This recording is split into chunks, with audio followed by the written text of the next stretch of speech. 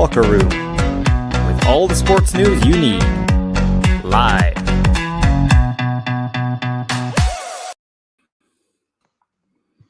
A very good evening and welcome to the Locker Room Independence Live. We are looking back at Celtic 0, RB Leipzig 2. I am not myself, but we'll have Michael McEwen back tomorrow night.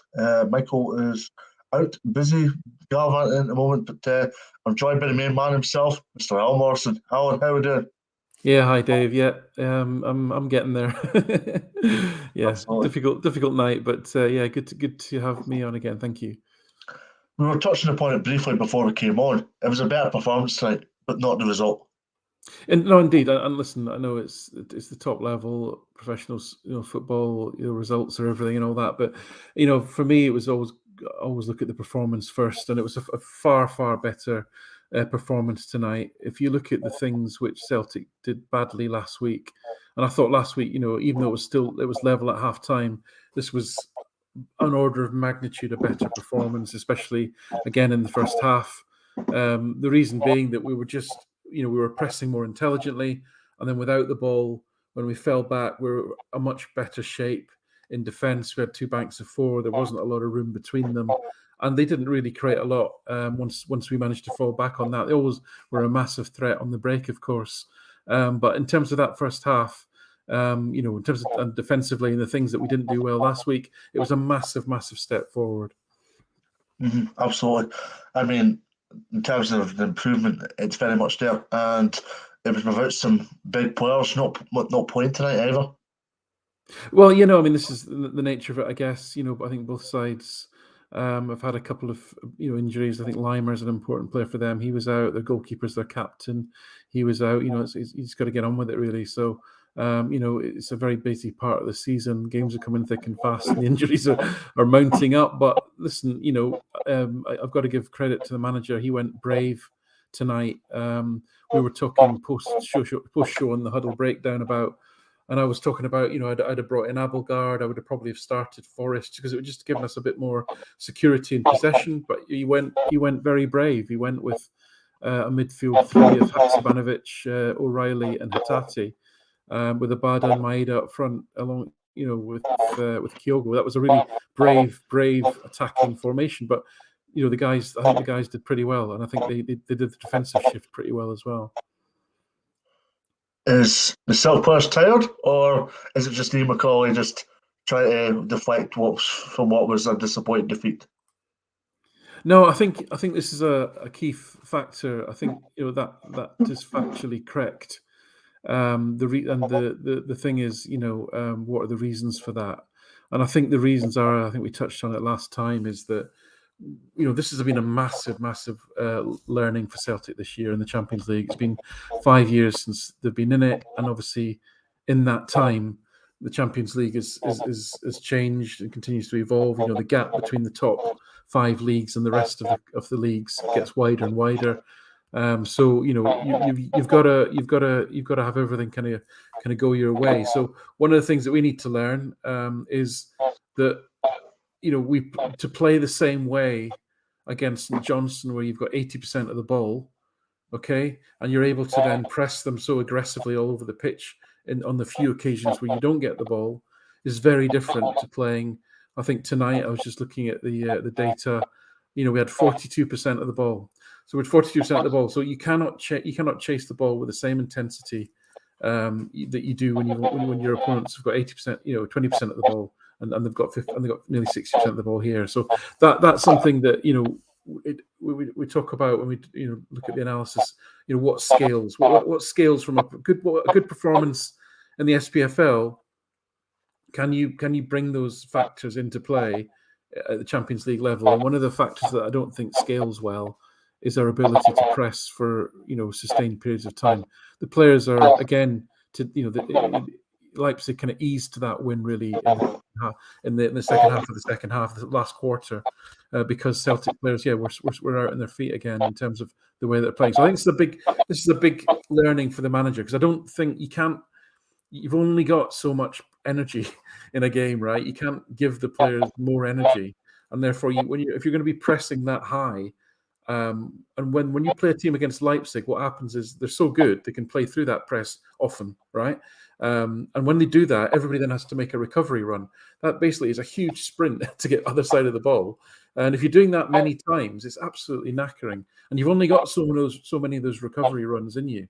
You can only do it so many times before you just don't have any energy left in the tank. So I think that's one of the huge. I think Ian's absolutely right, and it's one of the things that we're going to have to look at for next time is how we manage. I'm not saying we don't press high. I'm not saying we don't get after teams. I'm saying how do we manage it in a way that we've got energy to last the 90 minutes, not the 60 minutes. Mm-hmm. And that's the chalk and cheese behind Champions League and domestic football. Domestic football, you're the side in the ascendancy, you're the side in the front foot because your St Johnstone's, your Dundee United, your Aberdeen, your Hibs, your Hearts is just more of the same as Celtic. For Celtic, they are that St Johnstone, that Dundee United, that Aberdeen, that Hibs, that Hearts in the Champions League. Yeah, there's definitely a huge gap there, and it's growing wider, as I say, every year. You know, we talked about last year that if you look at the front line of Leipzig, these are all absolutely top, technical footballers, but also athletic footballers as well. They're all kind of 6 foot strong, as well as being quick and very skillful. And to have 4 of them, that really was the difference. I mean, the finishing from Werner, the finishing for Forsberg, who's a really, really, really good player, top player for Sweden, came off the bench, was in stark contrast to our finishing. So, again, they're recruiting the likes of Schobolai for 20 odd million euros as a teenager, and they're investing in him, and he'll probably leave them eventually for many times that amount of money. Celtic can't afford that model. In terms of European context, we can maybe go for 4 million, 5 million for the likes of Kyogo and Abada, but 3 million, 3.5 million, but we're not going to be able to spend 15, 20 million for the absolute elite young players of Europe. So this is their model, and they do it very well. And it's very difficult to compete with that at that level. Okay, thanks very much, guys, for sending your questions and comments. Much appreciated. We've got a few to get through tonight. Well, I must say, Alan, I don't know about you, and I don't know if you agree with me, but I think Michael McKeon and Graham Duffy is under a lot of unnecessary pressure after this because they don't get the level of questions I get. I mean, I've been in this show 3 times. I've been the host of this show 3 times now, Alan, and I've got loads of questions coming in. First and foremost, from Excellent. Graham Duffy, actually. You're the pro. You're the pro. You're the pro. You can handle it, I'm sure. Absolutely.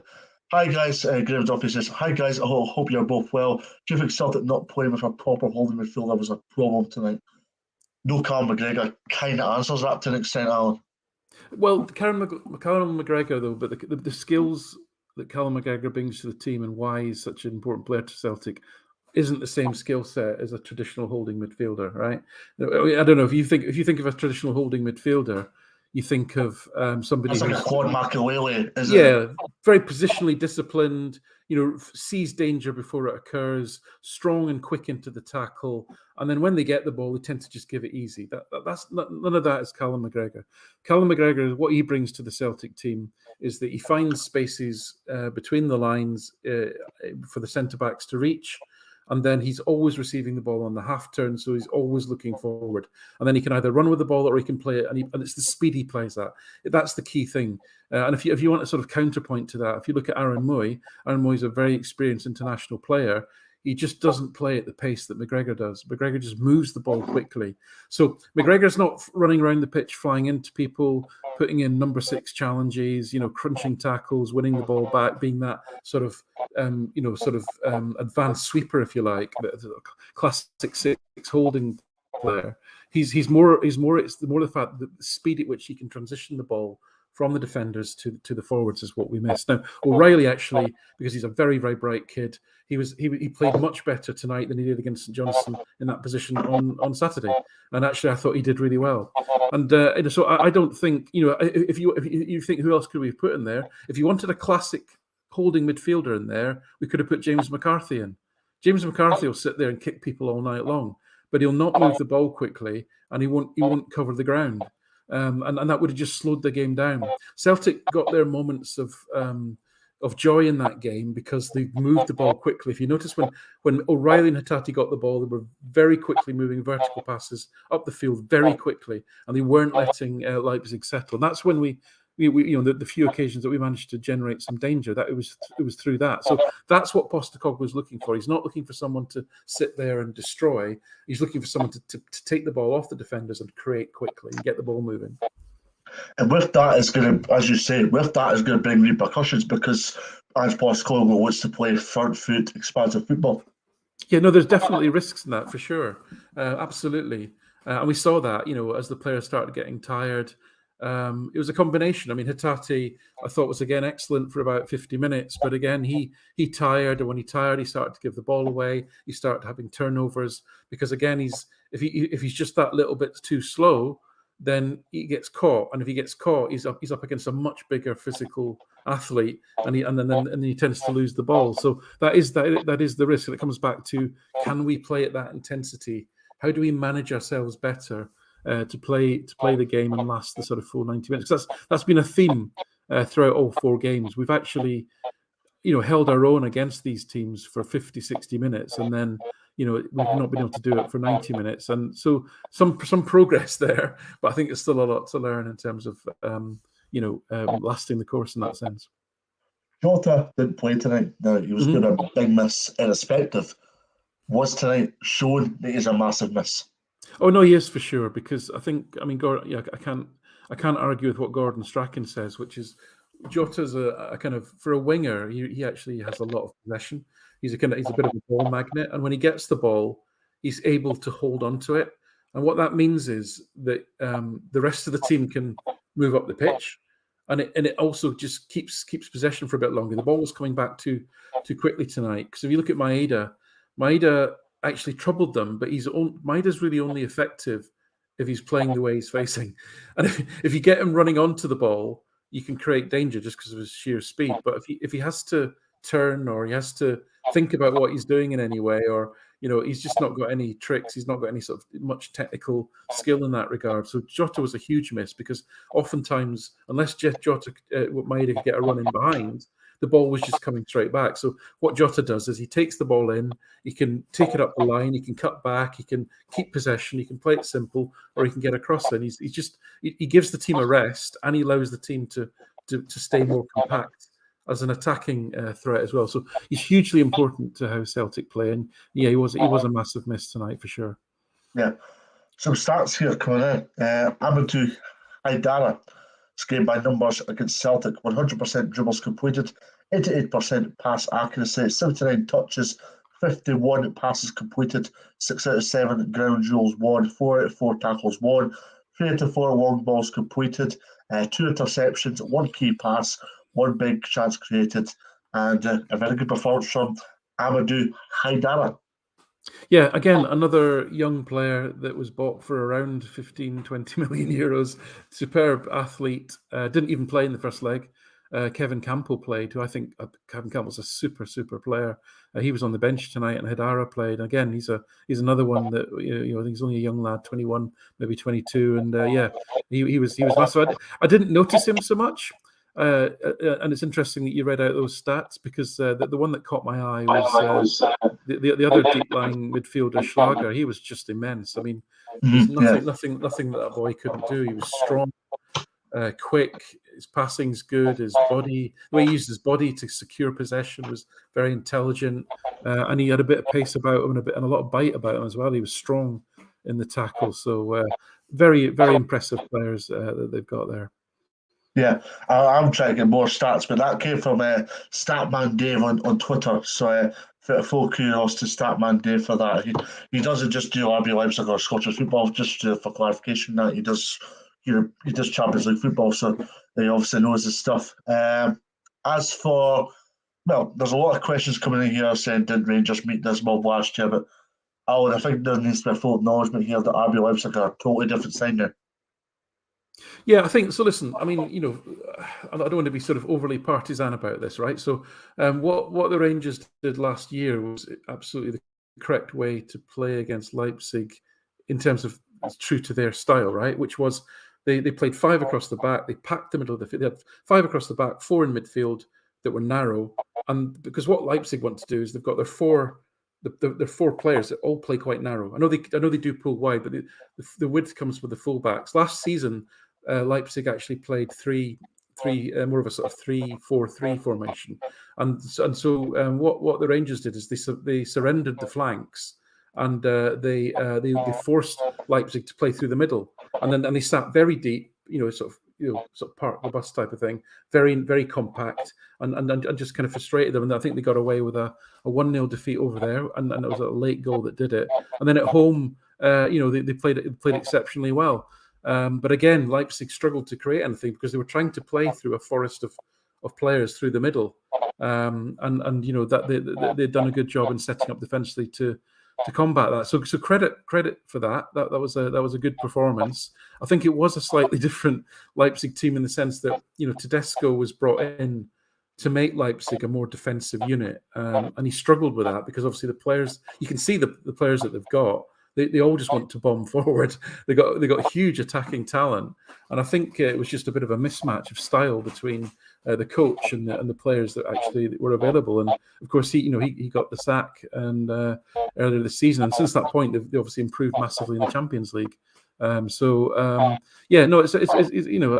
guess if you want to sort of score points, fair enough. I'll take that. But you see, the flip side to that is, I think the Rangers have tried to play the same way this season in the Champions League. They've tried to sort of park the bus against better teams, pack the defence, and it's really what Postecoglou says about what do you want to do. You can turn up and do that, and like happened at Liverpool, you could lose 2-0 and go home and say, well, at least we didn't lose 4-0, and you've never really created a single chance. Or like tonight, you've gone to. So it's a pretty close game, 16 shots to 13. I know we've lost, and I'll take that. We should have finished our chances, but at least we had chances. And if you don't make chances, you're never going to win the game. So I'd rather watch somebody having. To me, it makes more sense actually to have a go at these teams than it is to sit back and wait to get beaten, which is what I think is probably going to happen again tomorrow night. Absolutely. When you look at the positives, never nice to get beat, Alan, but the point of positives for Celtic tonight, despite the defeat. Yeah, so the positives were improvement, right? So, again, I always look at it from a performance perspective. So, are we making the same mistakes as we did last week? No. I think we learned a lot from that. Our shape was a lot better. Our lines were a lot better. Compactness was a lot better. We pressed more intelligently, so that aspect was good. I think O'Reilly had a particularly strong game as that number 6 in that number 6 role.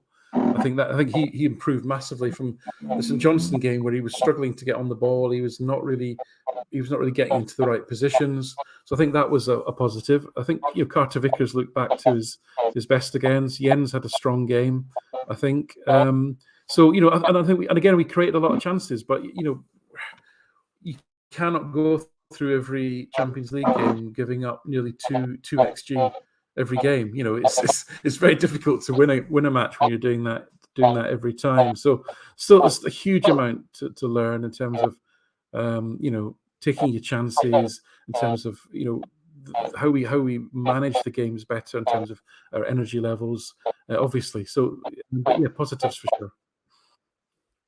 Oh yeah, absolutely. I mean, when you look at tonight in the Champions League group, it's not been the greatest group. It's not been good enough from a sort of point of view. But in terms of moving forward, is it about having a sense of freedom for the next 2 games when you play Shakhtar Donetsk and Real Madrid? I think so. I think you just have to again say to the players, you're challenging yourself against the best players. You need to get a win on the board, get 3 points if you can. We were the better team in Warsaw against Donetsk. They've had a fantastic performance and result by the looks of it tonight, holding Madrid to a 1-1 very late equaliser. So fair play to them. And it looks like they're probably going to secure that 3rd place spot. So fair dues. So yeah, listen, you still want the players to go out and show the best of themselves. This is the level that they want to be playing at. As Postecoglou says, this is their shop window. This is where they want to be. It's where the club wants to be. So you've got to. It's not. It's still always a pressure when you're playing for Celtic to win every game. So I don't think that changes a lot really. But hopefully it just means that we can perhaps rotate the squad a little bit and kind of manage the games a little bit better. And we're not putting anyone in there that's perhaps of risk of injury would be the only sort of upside that I could see. Do you think Joe Hart's done enough to proclaim himself again, especially after that inexcusable pass back last Wednesday? So let's not, want to cover that, right? So it's clearly the Celtic team is still a team being built by Postecoglou. He's kind of had sort of 2.5 windows, and there's still, I would say, it's probably still not a full 100% Postecoglou team. His choice to go with Joe Hart, right? I don't think Joe Hart is the ideal goalkeeper to play in the style of football he wants to play. But on the other hand, you can't fault Joe Hart in terms of what he brings to the club, but also the way he's tried to adapt himself to play this way. Now, clearly, the way Celtic play, there are risks and there are weaknesses. One of them is if you keep giving the ball to Joe Hart, at some point, he's going to give the ball away, right? So in an average SPFL game, he probably completes about 20, 22 passes. So against Leipzig in last week, he actually completed nearly double that, nearly 40 passes, 41 passes. So what that means is, and this is what Postecoglou's point was, if we keep being negative in our passing and going back to Hart, then the risks of him making a mistake, because this isn't his natural game, that risk goes up with every pass. So if you're asking him to make double the passes that he does on average, then you're going to have an increased risk of one of those passes going astray. And of course, at this level, the one that he gets wrong inevitably ends in a goal. So I don't think there's any. He wasn't. The manager wasn't angry at Hart. He was angry at the defenders who were taking the safe option of coming back to him. They thought that they should have been braver. Now, I think actually at that stage the team was dead on its feet, and there just wasn't a forward pass to be seen. So I think that's why they went back. But again, that comes back to my point about where we need to improve here. Mm-hmm, absolutely. When you look at defensively, they were improved tonight as well. I mean, last week when you look at it, Joe Hart didn't exactly get the blame, but the defence didn't exactly help themselves either last week. A lot better tonight. Yeah, no, as I said, that comes. It's the same as like last week when we were saying, who had a good game, and you sort of said, well, yeah, Taylor was really good, Welsh had a good game. But to me, it was kind of irrelevant, because the reason that they had good games was because the defence was put under so much pressure that the defenders naturally stood out. They had a lot of actions to do, a lot of defensive clearances, a lot of headers away, a lot of last-ditch tackles. And the reason for that was because there was too big a gap between the midfield and the defence. So today, that gap wasn't there. I think the defenders were, as a unit, it was a stronger unit, and that's the important thing. Individually, there weren't too many, individual errors, especially amongst the back players. I think Taylor, again, is passing. He put Jens under pressure a few times. Nothing too dramatic. Where we gave the ball away was more in central midfield. That was more of a problem than anything that the defenders were doing. Because I think they did their jobs pretty well. Mm-hmm. What can Celtic take out in the next two games, considering it looks as though there might be a bit of a dead rubber now? But is it a dead rubber? That's another question for me. Well, again, I mean, within the context of Scottish football, there's, what is it, €1.5 million on the table for 3 points, right? So in the context of Scottish football, that's a huge amount of money, right? So there's that. It's coefficient as well. Yeah, there's that. There's just more than that. It's just the professional pride and just wanting to give a win for the players, for the manager, for the fans. So it's just, there's plenty to play for, and I'm sure we'll be up for it. I mean, the draw tonight, I am a bit nervous about having to go to Madrid and they need to win or something. That would be a bit of a nightmare. Absolutely. I mean, RB Leipzig are a decent enough side, but you just need to go to Poland now and see where it takes you. And then Real Madrid is a once-in-a-lifetime opportunity for Celtic players. Yeah, no, absolutely. To go to the Bernabeu, Celtic haven't been there since 1980 in a competitive game, so that will be an amazing experience. But again, go there and show what you've got. So no, I don't. Knowing the manager, there'll be no let up in terms of two games really. You try and win the next time. If you get Celtic onto 4 points, if Shakhtar lose, then you never know. If we beat them, and a draw might be a miracle in the final group. So it's not mathematically over, and I'm sure the manager won't be giving up until that is the case. What's your favourite formation now, especially in the Champions League? 4-4-2? Well, 4-4-2 is how we tend to align when we're without the ball, right? So it's 4-4-2 without the ball. So that has been his pressing shape. Now I'm not too bothered about that. I don't care whether it's what combination of numbers it is. What I'm bothered about is how are we spaced? What's the organisation? And are we all pressing at the same time on the right triggers? And is it coherent and is it organised? So I don't care if it's 4-2-2, 4-3-3, or whatever it is. If those things are not in place like they weren't last week, right? So to me, that's the most important thing. And then with the ball, again, formations are just really, to me, just about how you stand when you kick off. It's kind of when Celtic get the ball, they're looking to, it's the same principles. They're looking to get the ball forward quickly. They're looking to get the ball wide if possible. They get overloads, and then get the fullbacks supporting in midfield, get the midfield pushed on. So again, I don't know what you call that formation. I mean, what do you call Leipzig's? When Leipzig were attacking, it was a 2-2-6. I mean, is that a valid formation? I don't know. It really doesn't matter. That's an all-out attack. That's an all-out attack formation. It is. And Celtic are a bit like that. In fact, Celtic are more a 2-1. A 2-1-5, 2-1, or 2-1-7 or whatever when it's in SPFL games, really. Mm-hmm. So Graham comes in with a good point here. Celtic, Rangers, and Hearts have all had really tough groups in Europe, and also a number of these clubs have more money.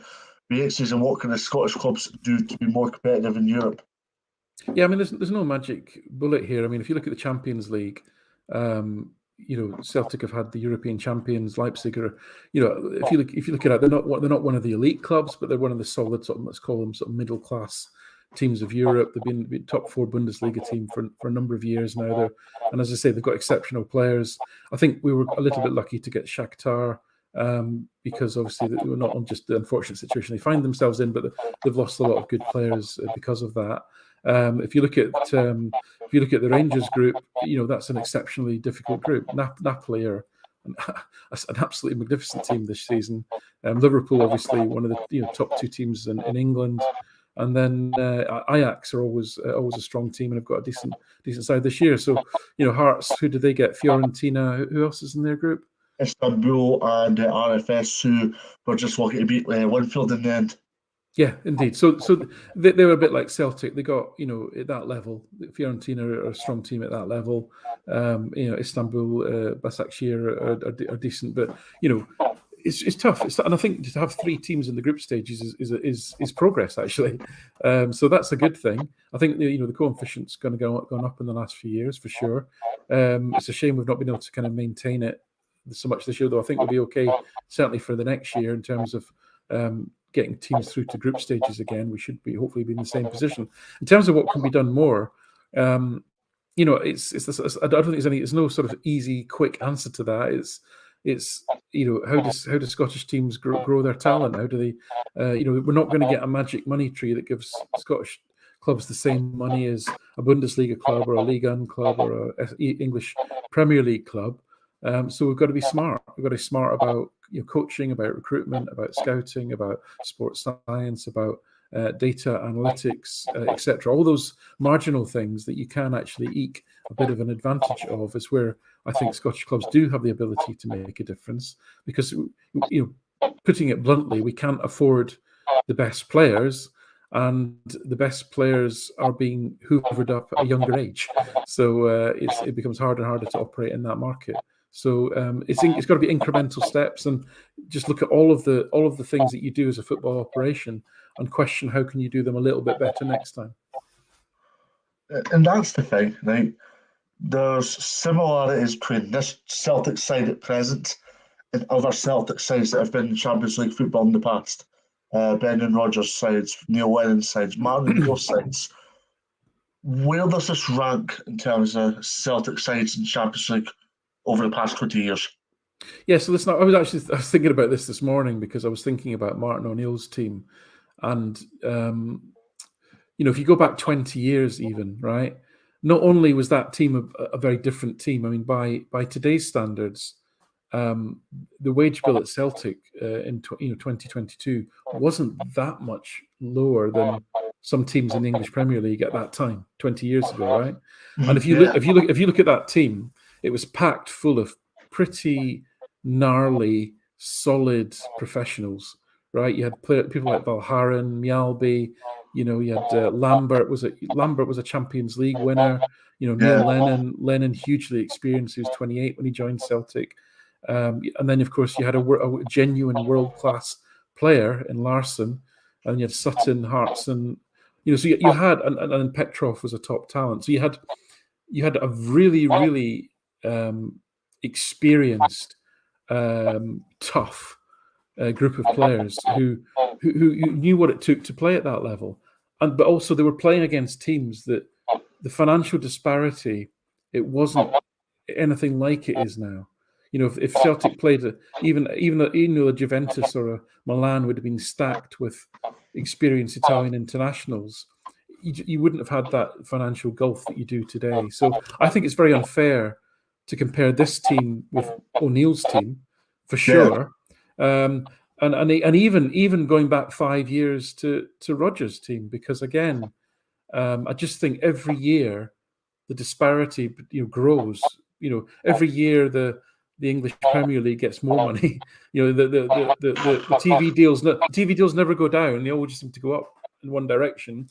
Whereas we're kind of grateful if it kind of stays the same. And it's like, we get as much, we get less for a game than Gary Lineker gets in a week from BBC. You know what I mean? It's like it's just a horrendous difference. So I don't think so. So I'm not trying to avoid your question. No, I understand. I understand the sentiment. I just think it's unfair to compare this team with that team. My point is, Alan, is Martin O'Neill, I think, as you rightly say, is relevant in the aspect of he was a very successful manager for Celtic. Got them to Porto, no, Seville, beg your pardon, when they played Porto, and then delivered major success. Neil Lennon got a lot of backlash, justifiably so, may I, because of misdemeanors in terms of not winning 10 in a row. But Champions League wise, brilliant, wasn't he? Yeah, I mean, I don't think Neil Lennon had many Champions League campaigns. The one who absolutely. That's the Tony Watt show, is it? Tony Watt show. Yeah. That was that season, and we got, and that was that. Yeah, that was that. But I don't think he had more than one or two Champions League campaigns. I'm pretty sure. I know the last one that he had. I think we lost every game. I think, or we might have got one draw.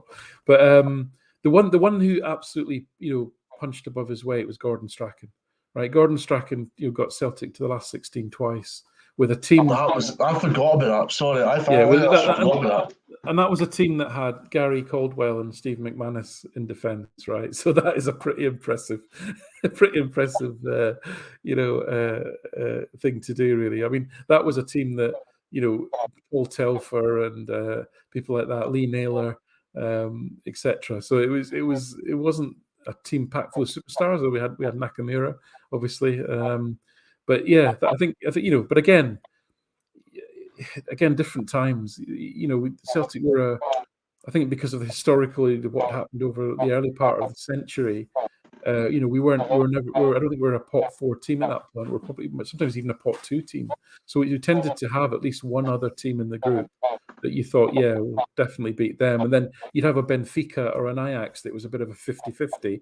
And then you'd have like a Barcelona or a Milan or something that you generally kind of lost to. So, but nowadays, again, it's been recalibrated. So I think those days, each league would have had maybe 2 or 3 from the top leagues. Now you've got 4. You've got 4 Bundesliga teams, 4 Liga side, League One sides, etc., EPL sides. So it's just hard. It's just incrementally harder, I think, every year. You touched on sentiments. I'm going to throw another sentiment. You hear Brendan Rodgers, very good Celtic manager domestically. European wise, that's where the critics start to come in. As Postecoglou started very well domestically. Are you hoping the exact same doesn't start to happen again? I personally don't think it will, because I think we've got somebody who's a very intelligent manager who will, over time, we will see improvements. Now, the problem is that at this level, we could next season, for example, if we were in the Champions League again, we could play much better than we have this year and still lose all 6 games. That's the issue. Depending on what draw you get, the run, because even tonight we could have won that game with a bit of luck. It was a very even game by all the stats, but we lost 2-0. We could get the luck of the draw in 1 or 2 games, but performances could improve and we could lose equally. So I always look at the performances, right? So and look at the underlying performances. It's almost more telling than the result in some ways, right? So I saw improvement tonight, so I'll take heart from that. I hope to continue to see improvement in the next 2 games as well. And then if we get there next year, we'll be looking for the same. I think Postecoglou, and I know for a fact that's his mantra. He knows his view is, if you get the performance right, the results will naturally follow. If you just focus on the result, then you do what Rodgers ended up doing, which is he ended up in a bit of a halfway house where he tried to be a little bit pragmatic and completely changed the way that the team played for when they played European games, and it just backfired really badly. And we got absolutely hammered in some games, where actually what he should have done is gone, almost doubled down and gone full out, possession football and tried to dominate the games. Now, it did work. If you remember, we got draws home and away against Manchester City. In fact, we were the first team in the world to stop Guardiola's Man City team from winning. If you remember, Guardiola took over, and I think he won his first 13 games or something daft like that. And then they played Celtic, and it was that 3-3 draw. So, and we did actually play true to our principles then. So I think it's the right way to do it, because, as I say, otherwise your alternative is you completely changing the way you play, which isn't going to suit the players. And really all you're doing is just hoping that you hang on and maybe don't get beat 6-0, but you get beat 2-0. And where's the glory in that? Absolutely. And when you look at Celtic right now, I mean, it's an interesting one in terms of the starting 11. Would that have been your starting 11 when you woke up this morning and went, what's Ange Postecoglou going to go and play tonight? Well, I can't sit here and say yes, because I was on the Huddle Breakdown earlier. We did a preview show, and I said that I would have started with Abelgore in the 6th position, and I actually would have gone Haksabanovic on the left, and I would have gone with Forrest on the right. And the reason for that is I just felt not that we would be safer in terms of more defensive. I just felt we'd be more. We'd hold the ball better. I just thought we'd keep the ball better. So Forrest's pretty good at maintaining possession. Abelgore, I think, is a good, strong player. He can ride the challenges. He's a big, strong, physical lad. So, and I just think Maeda and Abada, in particular, are not in good form at the moment, and also they tend to lose possession quite easily. So I just felt if we played that team, we could limit their possession better. Therefore, the fatigue wouldn't be such a factor, and that would give us a sort of foundation to build into the game. But listen, the manager played what he played, and again, for 60 minutes, it was pretty effective. Absolutely. When you look at Shakhtar Donetsk and Real Madrid, is Shakhtar a case of trying to win the game, trying to get a draw, because obviously it's going to be a tough game, and then is Real Madrid about an experience? I think if you ask the manager, he'll tell you we'll try and win both games, and rightly so. What's the point in not trying to win? That's not what he's saying to the players. This is how we play. So, because if you look at our games, there's been no hint of pragmatism. He believes that the best way to win a game of football is to put the opposition under pressure, force mistakes, attack, have lots of chances. And actually, that I know that forever. I'm old enough to have watched European football and international football for a long, long time, and you've seen many teams sit behind the ball, counter attack, wait for that one chance, nick a goal. We've all seen it, and it does happen. But his view is that's not how he wants to win football matches. There isn't a single one right way to win a football match. But he believes if you create more chances, then you put the opposition under pressure. That's the way. That's the best way to predict that you're gonna win. So I kind of agree with that. I think, as I say, when you're up against teams like Madrid with such a disparity in talent, then you've got to do some sort of out the box thinking to try and come up with some a way to beat them. It's going to the Bernabeu. It's going to be a chalk and cheese to go to McDermott Park, isn't it? Yes, I think it still has its charm. And I think these two games, there's still light in these two games. I would still be playing as strong a team as possible because, as you rightly say, I don't think it's about the case of going there, just shut up shop and be like park the bus, 2 defeats, off you go. That would be a very dangerous mentality to set, not only at a Champions League or a European level, also at domestic level as well. I think it's about going to home to Shakhtar and going to Real Madrid, irrespective of what happens now, and still having a strong enough side to try and win those 2 games. No, absolutely. I mean, Shakhtar are a good team for Celtic to play because stylistically it's a good style combination for Celtic because Shakhtar tend to they don't press high. They're quite patient, and then what they do is they try and then what they do is they'll knock it about quite slowly, quite methodically, and then they'll try and break on you very quickly.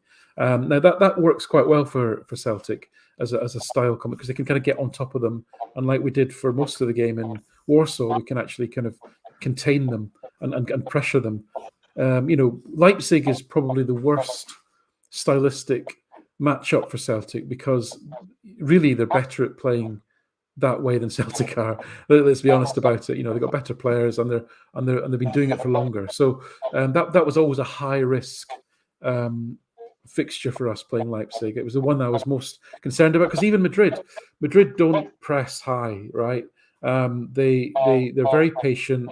Like once they get at you, they absolutely attack you with frightening pace from the front three. But they're not going to press you too high. It's quite people like Modric and Cruz and Casemiro as was. I know he's left now. They were never going to chase you all over the park. So even Madrid was a nice combination. What you can't do with Madrid though is you can't press them too aggressively because they're just so technically brilliant on the ball. Every single one of them, even the defenders, are so good that they're almost press resistant. We did actually force them into coughing up the ball about 6 times in the first half and in their own final third, which was great. Very rare for them. I suspect it was a bit of a minor inconvenience for them rather than they were panicking or anything because they just waited and then picked us off at the end. So that's just sheer quality. I don't think you can do. You can't. It's very difficult to bridge that gap. But as I say, Leipzig was the one I was concerned about stylistically, just because of the aggression with which they would counter press us and break on us, and I just felt they were better at it than we were, and that's what it proved. But Shakhtar, I'm still hopeful of getting some points there. Yeah, absolutely. In terms of tonight, I think it was an important one from a Celtic point of view to make sure they were unscathed on the injury front, especially after predicaments lately. Yeah, I think so. Abada got a knee knock. From what I could see, it was one of these clash of knees, which I don't know if you've ever done that, but it's bloody sore. Yeah. But I've actually just had an injury myself, actually. Oh yeah, what did you do? It was actually a foot injury, and Right. I can imagine the pain. But I've had a knee injury as well, and I was out for 6 weeks for that. So I can further understand what Abada's going through. Well, as I think it was one of these where the knees banged together, so it was an impact injury as opposed to a twist, which hopefully means that it's a bit like a dead leg. Really, it's going to be sore for a day or two, and he might even be struggling for the weekend game. But I think he was the only one that went off injured. But I'm not sure. I don't. We have lost a lot of players, but hey ho, we'll just get on with it, right? That's why we've got a big squad. Playing a lot of games. This is what happens. Yeah, and that's the fragilities of it. I mean, the World Cup will come at a good time, but for Celtic and Ange, they need to focus in the league and they need to focus in the Champions League because, let's be honest, a lot of people will write Celtic off externally, but Celtic have a lot of football to play and a lot of points to win. Yeah, no, absolutely, and what the one thing that gives me comfort though is I think it's probably true for a lot of the teams in the league, in that we're all playing a lot of games in a short period, and Hearts are not used to playing 2 games a week, right? At that intensity as well. So you can see their performances have suffered as well. Because they're just not used to playing a hard physical SPFL game and then chasing after the ball against Fiorentina for 90 minutes on a Thursday and then another hard game. These teams are not used to that. So I think, for example, Hibs have played tonight, and we're playing them on the weekend. So again, they're not used to playing 2 games a week. So I think it'll be this. It'll be. I think if anything, Celtic are used to playing 2 games a week. So I'm not worried about it. It's why we have a big squad, and in fact, if all the teams are playing a lot of games in a short period, I would expect Celtic to have a more robust squad to deal with any injuries that come along. Mm-hmm. Yeah, I was just reminded about Alan at Dundee United. In fact, we're playing Hibs tonight, and Dundee United beat Hibs by 1-0. So Oh wow! a good 3 points for Dundee United, especially after beating Aberdeen by 4-0 on Saturday. Trying to get the goal scorer for you. It was Behich, Alex Behich. The Australian is on fire for United, so it's another good goal for Alex Behich's point of view. But back onto Celtic, and I'll tell you, turns to Hibs on Saturday. Hibs will be looking for a reaction after tonight. Absolutely. I mean, that was seemed like a bit of a surprise because Hibs have been playing well, and obviously Dundee United have had a horrendous start. But that's 2 wins on the bounce now for them. So Hibs are probably, by a lot of the underlying data, are arguably the 3rd best team in the league in terms of the performance data. So this will be a really tough game again. I mean, to be fair, Hibs are one of the teams that tends to come to Celtic Park and have a go. They tend to try and get on the front foot and try and attack Celtic, and it usually makes for a very entertaining game of football. Yeah, and I mean, it's a Hibs side of resurgent. I think Ryan Porteous just came back stronger after Scotland exploits. Martin Boyles came back to Hibs and looked strong again. They look like a threat up front, and they've got a bit of danger about them, Hibs. Yeah, no, I think one of the just reading some of the Hibs supporters on Twitter, and some of the ones that do some of the analysis similar to what I do.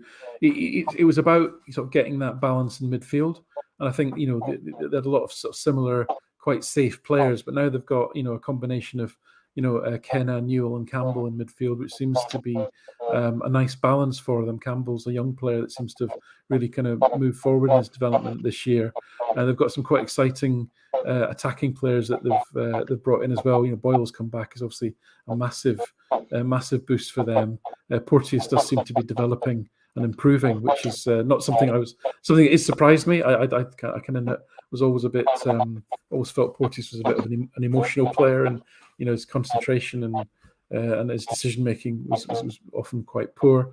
But you can't fault the fact that he's in a good run of form here. So listen, they're going to be a strong team. Boyle gives them that ability to stretch the game, and it's very dangerous on the break. So I'm expecting another tough game. It's going to be between now and the World Cup. It's just going to be such a slog. I mean, we saw that on Saturday against St Johnstone, even the week before against Motherwell. Motherwell put in a good performance at Celtic Park. St Johnstone were very disciplined on Saturday as well, and could almost have taken a point there. So every game is going to be an absolute battle, I think, for the next 6 weeks. But I think it is going to be the case for all teams, to be honest. Is Saturday a case of changing the team up, or do you try not to do that to avoid a St-Mirren dilemma again? I think it's a case of I think he'll play the strongest team that he can. It's really I don't know what the situation is with some of the knocks. I know McGregor's obviously out probably until after the World Cup. We don't know about Jota. I don't know whether it was 50-50 tonight or whether he's actually got a bit of a slight strain there. I'm happy. I'm happy if he makes changes as long as the intensity remains the same. Really, I think it being a home game, there's a little bit more flexibility. We tend to get a bit more space at home. So I don't think he'll make change for change's sake. I think it'll be who's looking, who's available, who's looking sharp. The real positive for me is that a couple of the newer players, Haksabanovic, Bernabe was excellent again for probably 65 minutes on Saturday. Haksabanovic was man of the match on Saturday. Those two have now come in and are now, you can see they're part of the squad and are going to be able to contribute. Abelgor, again, I think once he needs game time. He's not played since sort of last May, and he missed a sort of full pre-season. So once he gets up to speed, I think we'll have. I think some of the new players will start to step in as well. Yeah, I think it's going to be an interesting week for Celtic because Champions League will take care of itself in a fortnight when it comes around. But you've got Hibs and Saturday, Motherwell in the Premier Sports Cup, and there's a lot of opportunity to change the team about. Oh no, for sure, and I think he will. But I think he learned a few things from that game against St Mirren in terms of I don't think it was the number of changes. It was more the fact that by putting Moy and Turnbull together in that sort of pivot in central midfield, it just slowed the game down too much, and we just never moved St Mirren about. They were just happy staying in their shape. We didn't really cause them any problems. You need somebody like an O'Reilly or a Hatate to mix it up a bit and change the speed of the game. So it's not so much about we'll make 6 changes. It's more about, can we get the right combination to make sure we keep true to playing the way that we want to play. I think that's the most important thing. Mm-hmm. Yeah, absolutely. Do you know Wade Johnson at all from your time in England? Say again. Do you know Wade Johnson from, obviously, because you're not from Scotland, you're from England. Do you know Wade Johnson? I don't know. No, I was born in Falkirk, actually. For those that, it might not sound Yeah, like but you're it, obviously based in England just now. yeah. I've been based in England a long time. Yeah, so Lee Johnson was. I remember him from. I think he was manager of Yeovil at one point, and maybe Bristol City. So I don't know a lot about him. Yeah, I don't know a lot about him. I know his dad. I know his dad was a manager, and he used to follow his dad around and be a player for him. And I think he then helped him out on the coaching side as well. But so there's a lot. He's steeped in sort of managerial tradition and that. But I don't know a lot about him, to be honest. But he seems to have got Hibs firing reasonably well. Although obviously tonight that didn't happen. Yeah, absolutely.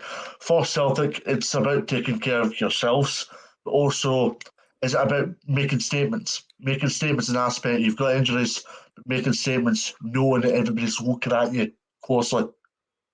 Yeah, listen, I think, not surprisingly, after the start that Celtic made to the season, scoring 9-5, 4 goals, it was, we're really dominant. Teams don't want to turn up and lose 4-0, 5-0, 9-0, obviously. So I think there's been a lot of emphasis that we've seen in the St Mirren game, the Motherwell game, the St Johnstone game of teams being really, really defensively solid. And listen, that's of course they're going to do that. That makes absolute sense. I mean, Dundee United were far too open against us, and you saw what happened. So we're going to see that more and more and more. They're going to be really tough attritional games. And listen, these teams are battling for points as well, and obviously it's within their right to play how they think they can, the way that they think they can, best get points from Celtic. So it's going to be tough. Got to stay patient. That's one thing we learned over the last year or so, is that you don't have to win the game in the first 10 minutes, and this is where Celtic should have an advantage off the bench as the game wears on and players tire. We should have 70-75% possession. We can bring 5 players on. You can replace almost the whole front line. So we just need to be patient and not panic if you don't get that early goal. Yeah. 5 minutes left in the show. Thanks very much to everybody for tuning in. Much appreciated. If you were to ask me, I'm not a Celtic fan, I may add, ladies and gentlemen, but if you were to ask me from the outside looking in, do you think Kyogo needs to not add more goals, but do you think Kyogo offers something that we maybe seen last season that he hasn't done this season, just an aspect of his goal tally could be improved, but at exactly the same time, he's offered so much to the way Celtic play in the forward areas. Yeah, listen, I mean, he's still. I think I'll just check it now. I think he's still the highest. His scoring contribution, expected scoring contribution in SPFL is 1.13, which is probably the highest in the league, right? So, yeah, that's 1.13 goals and assists, expected assists per game. Okay. I think he's got 6 or 7 already. So, listen, yes, he's not scored in the Champions League, and he missed a few chances, but I don't think that invalidates the qualities that he has. Absolutely, Celtic need to take the chances more in that level. That's been a failing, but I mean. How do you you say to people you must take your chances? Well, it's not like we're trying to miss. It's like it's some of it's confidence, some of it's belief. Do you belong at that level? Are you comfortable playing at that level? Next season, will you react that little split second quicker because you're just that little bit more relaxed because you're used to that environment? You've played against these types of quality of players before. You're not as anxious. Maybe it's just an experience thing. But what I would be concerned about is if we weren't creating the chances. But again, tonight, you're talking about a top-class team that we're playing. We've had 16 shots, 1.75 xG, 5 big chances, and we've missed them all. Now, I'd be more concerned if we weren't creating all of that, right, to be honest with you, because at some point, the law of averages says that those will go in, right? So if we weren't creating the chances, I would be really, really concerned. But we are. It's annoying that we're not taking them, but I think it'll come. Yeah. Because I mean, when you look at it, and Rangers fans will acknowledge this as well. I mean, Celtic and Rangers playing in the Champions League. I know the Rangers did superbly well reaching the Europa League final last year, but at the same time, I think this season has shown that there's a lack of familiarity with Scottish clubs playing in Champions League this season. In terms of familiarity that they have with the opposition, or the quality of opposition, yes. Yeah. It's a huge step up. I mean, even teams like Leipzig. I mean, as I say, the Rangers did very well against Dortmund, Leipzig, Frankfurt, Bundesliga teams. But your Bayern Munichs and your Man Cities are just that little step higher. Real Madrid, Liverpool. Depend. I think it's not even the name really. I think I said I'd rather play a team that has got an incoherent style of play to the players they've got. So, for example, I would rather have played Juventus this year because they're a mess, right? Than play. Did they get beat tonight? Yeah, they got beat by Maccabi Haifa. Yeah, no, I was at the gym tonight, but I noticed they were getting beat 1-0. Yeah, no, they lost 2-0 in the end. I'd rather have played them than Leipzig. Now, when the draw was made, I was happy with Leipzig because they were under Tedesco. He completely was playing the wrong system for the players that he had. Rosa has now got them playing the way that the players appreciate more, I think. So some of it's just down to the luck of which team are you going to play? I mean, Napoli, for example. Napoli are just in fantastic form this season. I mean, they were last season, and they've just pushed on again. I don't know if they're top of Serie A, but they can't be far off, surely. And the style of football they're playing is just frightening. I mean, they battered Liverpool 4-1. They went to Ajax and won 6-1. They're just an absolutely phenomenal attacking machine at the moment. So that's just the luck of the draw. But you're always likely to end up in a group. I mean, we played Marco Rosa, the coach of Leipzig. He was a Salzburg coach, 4 or 5 years ago when we last played Leipzig, and we played Salzburg, and they absolutely battered us home and away. Now we finished second in that group, and Leipzig were third, but Salzburg were easily the best team in the group. And now you wouldn't have thought that when you looked at the draw, but again, just because that team, they had Sadio Mane in that team, for example, and a host of other players that have gone on to play for top clubs. So that's just the way that is always the risk in this tournament. Haksabanovic, what's his preferred position, or what's his best position for you? Who's that? Sorry. Haksabanovic. Yeah, sorry. Haksabanovic. Haksabanovic. I was teasing you, making you say that again. That was cruel. So no, listen. I think he's a winger, right? I would see him more as a Jota type of player. Although it was interesting that he's played as effectively as a number 10 in the last 2 games and done really well. Because again, that's why I wondered. When you have players driving at you, he's got a low center of gravity. He's good technically. He's reasonably quick, and when players like that driving at you through the centre, it takes teams by surprise. So I think he's a winger. I mean, as I say, I would have had him out left tonight with Jota not being there. Would have been my preferred option. But again, I don't think we got him on the ball enough tonight. We couldn't quite get him in the game. I think again he was pushed a little bit too far forward. I'd have had him a little bit deeper and picking the ball up and driving at them. But he looks a really exciting player for us. I'm hoping to see more of him. Every game that he's played, he's done something. Yeah, absolutely. There's room for improvement to come moving forward. Right, thanks very much to everybody for tuning in. Much appreciated. It's been an action-packed show. Unfortunately, not the results required this evening for Celtic, but thanks from myself, Dave Smith, and Alan Morrison. And Alan, I'm pretty sure you'll be back soon, will you? I hope so. Yeah, thanks for inviting me. Always a pleasure. And well done on the editing button is all I can say. There's some right idiots out there. Yeah, it's a hard job sometimes, but from myself and Alan, thanks very much, and catch up soon. Take care.